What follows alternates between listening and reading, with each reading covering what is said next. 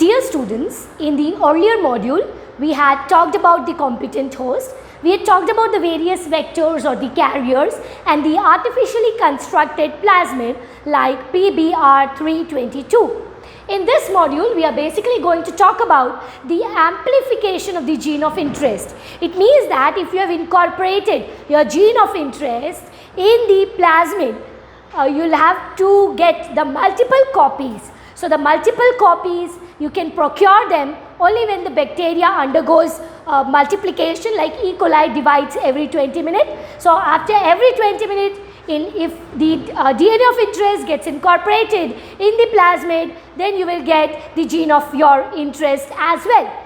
But there's also a device that was developed, this technique of PCR, that is polymerase chain reaction, that was developed by Kary Mullis. So Kary Mullis is the person who is credited to the discovery of amplification of gene of interest by using PCR. So the credit goes to Kary Mullis in the year 1984. It was devised so as to bring about the amplification of the DNA. Now, so the person is Kary Mullis, and the technique is referred to as PCR, which stands for polymerase chain reaction. Alright, now when we talk about the polymerase chain reaction, there are three basic steps which are involved in this process of amplification. The first is referred to as denaturation, the second is the annealing, and the third is the extension. Now when we talk about the first step, that is the denaturation. So the plasmid or the DNA fragment of our interest, that is a double stranded one. So here we can see this denotation, this diagrammatic representation is showing the double stranded DNA. So this is the 5' end and this is the 3' end. As the DNA strand is anti-parallel, we know, and we are having a B type of DNA having 10 base pairs in each turn.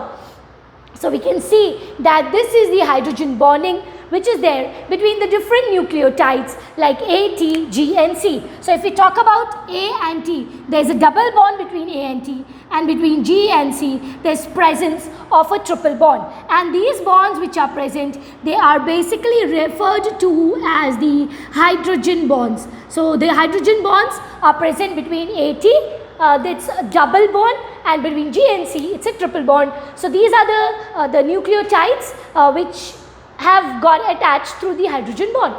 This is a double stranded DNA, therefore it is depicted as DS. So DS stands for double stranded DNA. Now we are going to carry out the denaturation. The denaturation, that means we are going to, in order to get the amplification, we will have to separate the two DNA strands. So separation can be carried out by subjecting it to a high temperature like about 90 to 92 degrees centigrade. So we are going to do that denaturation, that means the separation of both of these strands of a DNA by increasing the temperature to an average of 92 degrees centigrade. After that, after carrying out the denaturation, which will enable the separation of both of these strands, we will carry out the next step is annealing. So we can see after application of heat, but obviously the heat should not be that much, it should be limited so that the DNA will lose its identity. Moving on to the next step, that is the annealing. Now we can see that both the DNA strands have got separated when they have subjected to a high temperature of 92 degrees centigrade. Next is annealing, which refers to attachment. So we are going to anneal, or we are going to attach primers. Now what are these primers?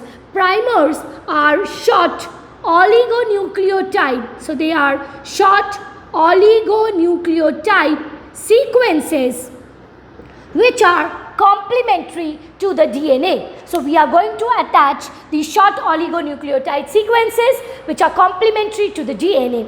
We have to remember this thing, that the polymerization can only be carried out in the 5' to the 3' direction, because that is the direction where the polymerase is active at. So the polymerase will carry out the polymerization in the 5' to 3' direction.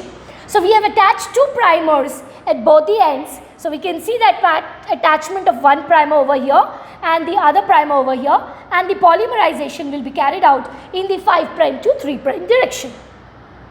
After that, the next step, so when we are carrying out the annealing, the temperature will be lowered up to near about 68 degrees centigrade. So earlier during denaturation we had increased the temperature. During annealing we will lower the temperature to near about 68 degrees centigrade. Further, we will move on to the next step, that is the extension. For carrying out the extension, again the temperature will be increased to an average of 72 degrees centigrade. So we are going to again increase the temperature for the purpose of extension, and the extension will be carried out, that means it means elongation. So the elongation or extension will be carried out by Taq polymerase.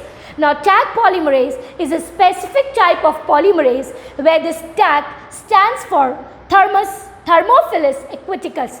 Now Thermophilus aquaticus is a polymerase which is derived from the bacteria, and this polymerase is very resistant to high temperature. So the polymerization can be carried out at a high temperature of 72 degrees centigrade by using the Taq polymerase. After using the Taq polymerase, we will obtain, if we have carried out one cycle of this PCR, we will obtain 4 strands.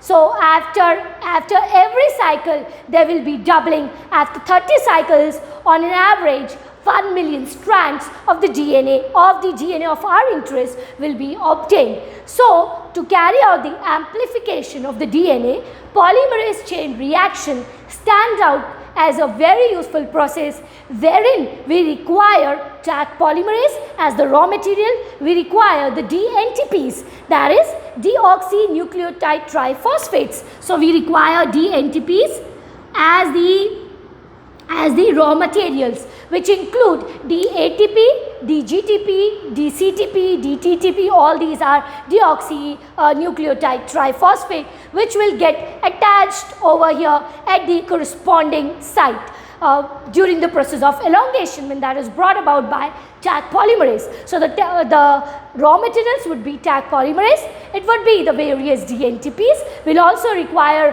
primers, and we will also require we will also have to bring about a change in the temperature. The DNA fragment of our interest is the most important raw material, of which the amplification needs to be brought about. In this module, we had talked about the polymerase chain reaction so as to bring about the amplification of the DNA fragment of our interest. Thank you.